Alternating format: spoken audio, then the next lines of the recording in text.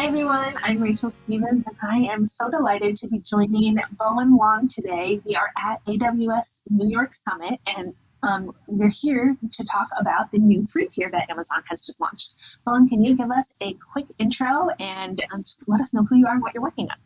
Sure. Hi, everyone. Thanks for having me again. My name is Bowen Wang. I am part of the AWS Billing and Cost Management Service teams as their principal product marketing manager. So in my daily job, I help customers and partners understand the tools we have to help them analyze, optimize, and plan for their investments with AWS. Very cool.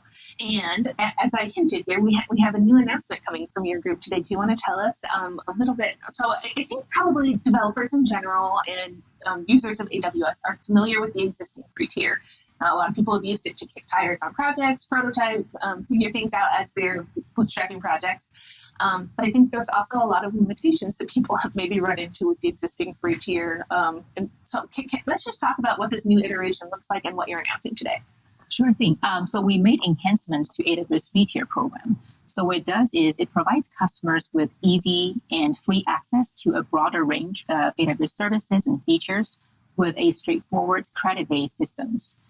So we provide customers with credit-based system, which means $100 upon sign up with no question asked. And you can also earn additional $100 when you activate essential AWS services. I think for the things that customers worried about most in the past is the potential cost or unexpected spend with AWS. Absolutely. And with this launch, we have introduced a new concept called AWS Free Account Plan. So if you sign up and choose AWS Free Account Plan, you will be experimenting and learning with AWS in a zero-cost environment for up to 6 months. Got it. And I think you hit the nail on the head in terms of feedback that I've gotten from people in terms of I forgot to shut this service down or I didn't set my limits correctly and all of a sudden I have a surprise bill. But this is a zero-cost environment for 6 months. Exactly. Okay. So that's definitely one of the core concepts we introduced with this free tier program. So for new customers, upon sign up, you will still give us your contact information, and during the sign up, you will be presented with 2 options, either a free plan or a paid plan. So if you select paid plan during the sign up process, you'll be able to access 100 plus services and features and still receive the credits I mentioned earlier, the up to $200 AWS credits upon sign up. But when you use different services, it will be zero cost because AWS will be applying the credits on behalf of you to all the eligible services until you're ready to explicitly upgrade your accounts to the paid plan. Gotcha. And I want to dive into the service question a little bit more because I think in the existing free tier, one of the things that's a little bit challenging for people as you get started is that different services have different limits. So is that kind of how this credit system has been elaborated? Or let's elaborate on the credit system. What services kind of can we apply these credits to? How do we get these credits? Just how does this all work? Yes. So for AWS Free Tier, the concept of this is to give customers the beginning stage of learning about individual services without incurring any cost, right? But before this introduction of the credit-based free tier program, individual services have come up with specific usage type or usage amount or time limit on their services. And for customers, if you are trying to experiment with different architecture design, you may or may not want to use a specific resource types that have made available as part of the specific services feature limit.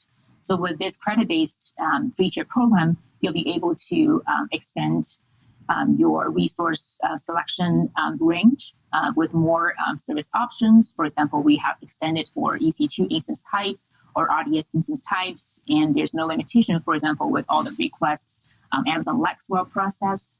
So we'll be able to just include more services or resource types in your architecture design as you see fit, and we'll apply the credits on your behalf to those services usage.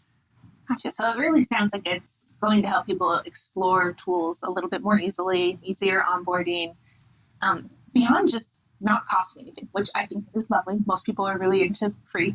But in terms of how else can this help foster experimentation and learning? And how have you kind of seen reactions to this?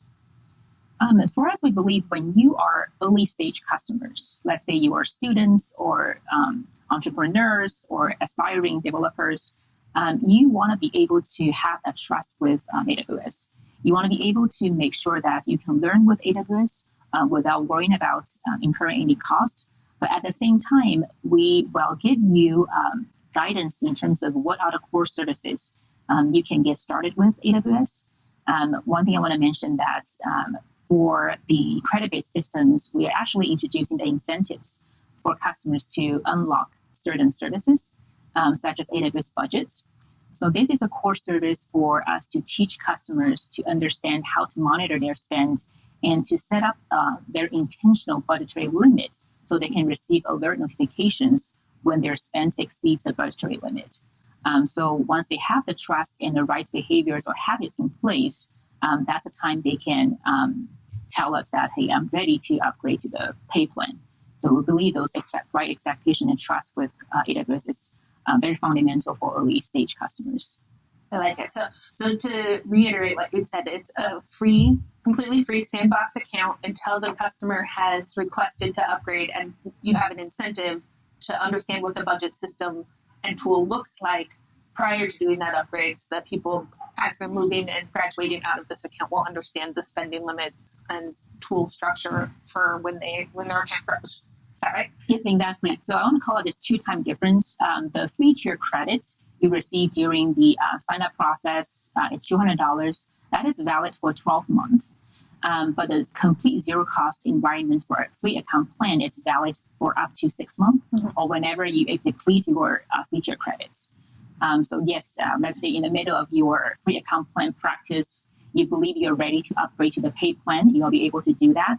And all the unused free tier credits will roll over to your account and will also be applied to all eligible services. And who's eligible to sign up for this? For this free tier program, we are making it available for new customers. So that's new customers who sign up online on or after July 15, or if you are part of the early access customers doing a rollout from July 9 to 15. The reason why we're doing that is we want to make sure that this free tier experience is good for new customers, and for existing customers, we do not want to interrupt with any of your existing free tier experience with the services that offer the specific service free tier limit. Gotcha. Let's maybe dive in just a little bit more. How does this free tier interact with the existing free tier? Totally separate programs. There are interaction points. Let's just make sure people understand that part.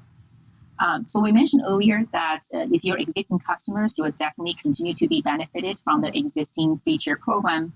For this new free tier program, we offer you for up to $200 free tier credits, but still as AWS customers, you can still access 30 plus services that offer short-term trials or the additional services that offer the perpetual free services. Okay. So you will still have that access to those perpetual free tier limits, but the free tier credits will be available to cover the usage that exceeds the perpetual free limit. Gotcha. And the new free tier is explicitly for new customers, correct? That is correct, yes. Okay, wonderful. So people are excited about this. What do they need to have in order to sign up? Are there any gotchas or things that they should know about in the sign-up process? During the sign-up process, we qualify you as new customers to have a brand new email address and a credit card information that is currently not associated with any existing AWS accounts. And we mentioned earlier that you can choose a free account plan, and they have to give us explicit opt-in to move to the paid plan. But there are a few use cases that we will auto upgrade you to the paid plan, because by then we believe you are ready to scale adoption with AWS, such as if you started to join the APN network, if you purchase AWS Skill Builder team subscriptions, if your accounts become part of AWS organizations, we will definitely send you a notification and let you know that your account is upgraded to the paid plan. Gotcha. So this is designed for new users, individual account owners, for hobbyist learning, kicking the tires. Exactly. You're correct. Yeah. Wonderful. Well, people are excited and want to learn more. Where should they go? We have our aws.amazon.com/free. That's our free tier website. We have a newly revamped website with clear definitions of the different account plans and all the services that will be available in the free or paid account plan. So that's definitely one place to go. We have clear documentations and news blog. I want to make a plug. That's not a usual plug. Is if you are followers of Corey Queen's newsletter, he just published that. Personally, I do think that's a pretty detailed description of what AWS Free Tier program looks like. Red Monk also seconds following Corey. I love this. Bowen, thank you so much for your time today and for carving time out of this event to talk with me about this exciting news. Thank you so much. And everyone, go check out the free tier. It's been fun. Thank you.